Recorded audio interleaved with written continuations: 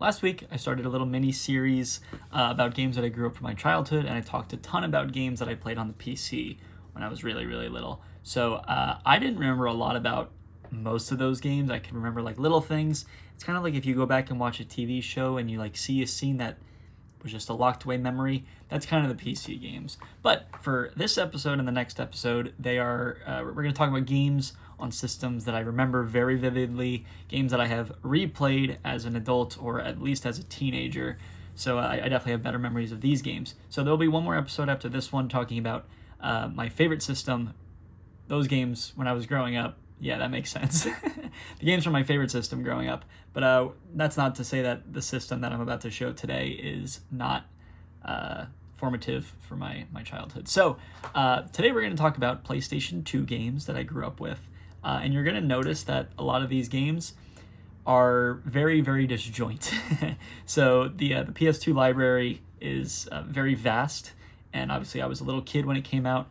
PS2 was released in October 2000 here in North America, but a lot of the games that you see here are released anywhere in between like early 2003 to mid 2004. So it's possible I got the PS2 for like Christmas 2003 or maybe Christmas 2002. So I was a wee lad then, but I at least have way more vivid memories of these games. So I'm excited to talk about this one. Going back to the games you're going to see that I was not a Call of Duty kid. I was not a shooter kid at all. I did not play shooters ever. I think I played Call of Duty like once or twice in my entire life. So, when you're wondering what kind of games I play, I'll let this collection of child's games kind of help you get an idea on like what I would still play today. So one thing I'm going to disclaim is that I'm not going to talk about Dokapon Kingdom in this game. For one, I want to focus on games that when I was a kid, like a kid, like very little, that helped shaped what I play today. But also I talk about Dokapon so much on this channel anyway that I'm not going to talk about Dokapon Kingdom. Even so, I didn't discover Dokapon Kingdom until I was a teenager. So it doesn't need to be here. But without further ado, let's get into it. So the first game, I was thinking of whether or not I wanted to put this at the end of the video since it's probably my favorite game in here, but I think the game at the end is proper enough. So the first game we're going to talk about is Ape Escape 2. If you've seen me before, if you've talked to me about games, just about anything, I've talked about Ape Escape before. I love this game. Ape Escape has 3 games in its main series, Ape Escape 1, 2, and 3. But this was the first game that I played in the Ape Escape series. So I didn't have a PS1 growing up, so I didn't play Ape Escape. Also, I tried to go back and play it like maybe a year or so ago, and those graphics are not good. I'm not really nostalgic for PS1 or N64 graphics, so it was hard to play, so I put that down. But it is on my backlog to play Ape Escape 3, so I'm probably going to do that as soon as I'm done recording this video. But Ape Escape 2, if you know me, I think monkeys are really funny, and this is probably one of the reasons why, on top of the fact that my family used to call me a monkey when I was growing up. So absolutely love Ape Escape 2. It's if you're unfamiliar with it, it's a monkey catching series where your entire goal is to just round up monkeys that are out in the wild. In this specific game, Jimmy, the protagonist, he accidentally sends pants and helmets to monkeys, and they all become controlled by Spectre, a higher order thinking monkey. And your goal is to round up all those monkeys and then beat Spectre. And I never beat this game growing up because I got to the final level and I couldn't find enough monkeys to clear the level.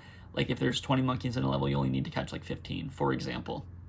So I could never get through the last level. I was never able to catch every single monkey. So about a year ago, I was like, maybe it was probably over a year ago. It was probably closer to 2 years ago. But a little while ago, I was like, I'm finally going to beat this game. Finally going to do it. So with the help of a guide, I found every monkey in the game. I beat Spectre in the final battle, which was actually pretty difficult.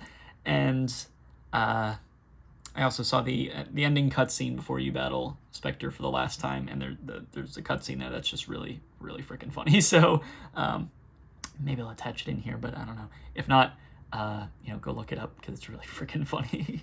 But I love this game. I absolutely love Ape Escape 2. I didn't 100% it. 100%ing it would entail also beating the time trials for every level, and that's not super my thing for games that are Mario Kart. So the game is currently sitting at 90%, but 90% where I have all the collectibles and all the monkeys, that's good enough for me. So definitely a game that speaks volumes about my gaming habits and games that entertain me. I would love if Ape Escape got brought to Switch or even PlayStation 4. I would buy a PS5 if Ape Escape 4 came out. So there's been spin-offs after Ape Escape 3, but no Ape Escape 4. But I've told people, like I just said, that if there was an Ape Escape 4 announced for PS5, I would go out and buy a PS5 just for that reason. But we're not there yet. So, but yeah, Ape Escape 2, absolutely love that game. Next game is another game that I kind of talked about last week. You saw all the Disney games that I grew up with playing on the PC, and this one's no different. Disney's Extreme Skate Adventure, where, believe it or not, you're a skater and you're going through the worlds of Lion King, Tarzan, and Toy Story. And it just so happens that those are like three of my favorite Disney movies ever. Toy Story 2, #1 movie of all time. And I think Toy Story 2 is the first time we see Zurg. So one of the worlds in this game is Zurg's like fortress. So you play through Zurg's fortress. You play through like the Pride Lands, Elephant Graveyard, and Lion King, the boat in Tarzan, all these places in movies that I absolutely adore. So that's pretty cool. And when I was really little, my parents always joked that I was like, I wanted to be a skater kid. I wanted to be a punk. So I did try skating when I was really little. I didn't know what I was doing. I had a skateboard, and there was a skate park in my town that I tried going to and just didn't know what I was doing because I was too scared to do anything. So this was the perfect mix of like, oh, our son wants to learn how to skateboard and he loves Disney. So this was a perfect mix. This game is also really good. It's built off the engine of Tony Hawk's Pro Skater 4. So it's a really good game and it plays really, really well. And it definitely holds up today. So I'm currently playing through this. I put it on the back burner for a little bit, just trying to get all the achievements, trying to beat everything. And it's a lot of work. So we'll come back to this at some point, but definitely a game that I will never forget from when I was growing up. Next one is a game I also really, really like, and I recommended this game to a friend not all that long ago. This is Frogger's Adventures, The Rescue, where it's Frogger and you are just platforming. That's it. And this game, well, for one, it's a really fun game. I think there's 8 worlds. Pretty sure it's 8 worlds. And you just go through this Frogger universe of all these different levels and all these different mechanics, and it's a lot of fun. It's like I would call it like the perfect level of puzzling for a kid, puzzle and platforming. And I replayed this about a year ago, I think maybe a little over a year ago, and there was only one puzzle that I was just so stuck on and I could not figure it out. But for the most part, it was like just a good enough difficulty that you could get through it in a day and still have fun with it. So strongly recommend Frogger's Adventures, The Rescue. It also came out on GameCube. I had the GameCube version, but I was like, I don't know these controls. I only know the PS2 controls. And that's actually a case for a lot of the games that came out on PS2 and GameCube.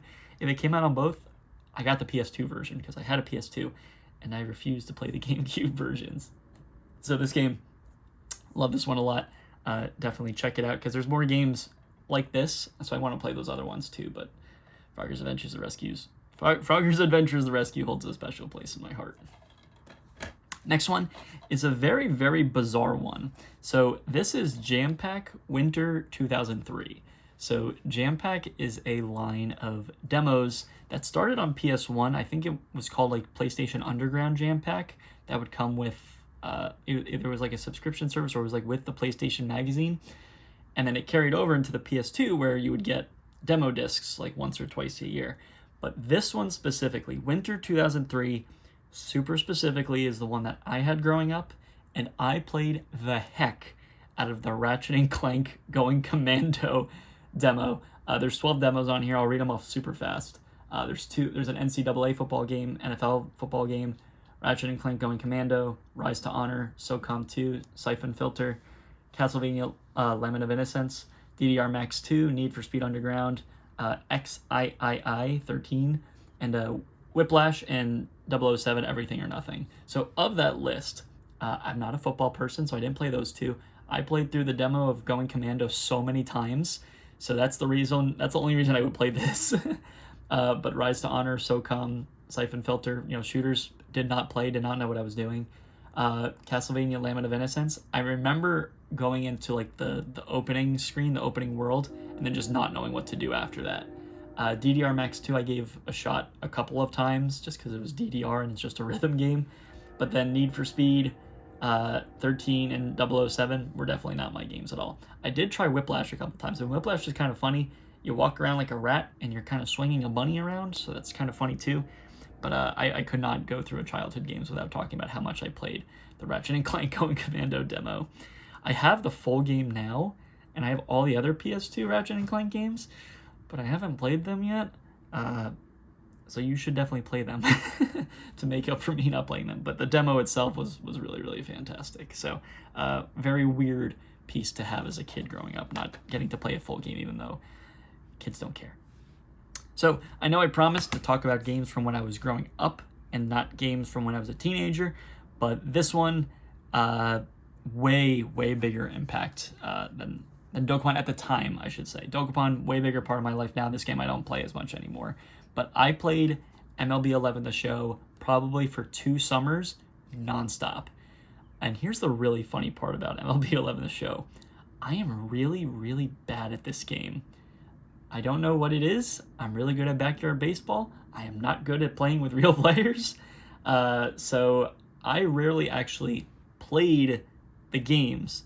What I would instead do is just play like general manager mode, where I would sim through all the games and then just trade players, sign players, move players up and down, change the lineups, and that was good enough for me.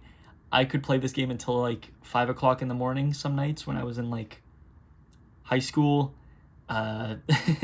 just doing that, and that was enough fun for me. I think I would stop every so often to like play the All-Star game, so I played a little bit of the game, but I'm really, really bad at the actual game itself. So I stuck to playing GM mode, which as a numbers guy, that's probably not all that surprising. So MLB 11 The Show, even though I was a teen when it came out, I have a lot to say about this game. I love this game a lot, so that's a cool one. Okay, every other game is from when I was an actual kid. Next one is kind of funny. DreamWorks Over the Hedge.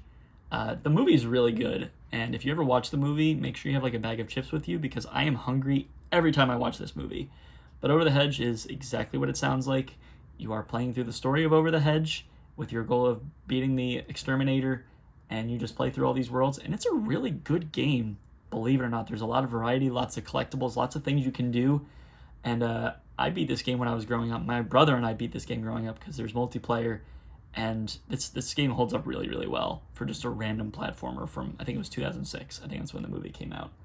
So not much I could say about it past that, besides it's just a really good game with a lot of variety for little kid brains. But strongly recommend playing through this one if you ever just happen to come across it, because it's not expensive at all. And it's also a good 2-player experience to just play through some weird levels as, Hammy or RJ or Vern. I think you can also play as Stella the Skunk. So I like Over the Hedge a lot. Loved Over the Hedge growing up. Next one is probably, I'm trying to look at the other games that were here, because I don't remember. The next one is probably, is the most mature game in this list. It's not even a rated M game, it's a rated T game, but it is Spider-Man 2. So I very distinctly remember my parents getting me both Spider-Man 1 and Spider-Man 2 on the PlayStation 2, probably at the same time. And it's kind of funny because I don't ever recall being like a superhero fanatic. I'm still not really like a superhero fanatic. Marvel, DC, all that stuff, I don't know anything about. I've never read a comic in my life. But they got this one for me, as well as Spider-Man 1. Spider-Man 1, I did not like. I don't know why I gravitated against it, but I would play like the first level and then be like super scared. And the same was actually true for Spider-Man 2, that I would be really scared of some things, right? I was like 8 years old, 9 years old. Well, this game came out in 2003, so barely, not even 8 or 9 years old, probably younger than that. And there's crime and criminals and guns and scary stuff for a 7, 8, 9-year-old. So I never got far in this game when I was growing up. I would always get to, I think, the point where you go to battle Doc Ock for the first time, and then I would just kind of be like, okay, I don't know how to do this anymore, I'm too scared. So that's as far as I would go. But then when I was in high school, I think that was when I got this game back for the first time, and then I played through the entire thing and beat it then. It's been a long time. I would like to play through it again if I have the time, But now that I'm no longer scared of crime, and I've actually seen Spider-Man 1 and 2 and 3, the Sam Raimi movies are the best. Tobey Maguire is the best Spider-Man. I actually have a little bit of a connection to this game. But I remember playing it growing up and just not really knowing how to get farther, and also being scared of it. So Spider-Man 2, awesome game, as is probably one of the best licensed games of all time. One of the best licensed games of all time. And speaking of licensed games, another very much licensed game that I think every kid like me growing up with a PS2 or GameCube played. Probably unsurprising, SpongeBob Battle for Bikini Bottom. So showed some SpongeBob games, one or two games, I don't remember. In the last episode, I showed at least one SpongeBob game. I showed another Nickelodeon game, but back to SpongeBob. Battle for Bikini Bottom. This just strikes so many chords for so many kids growing up watching SpongeBob.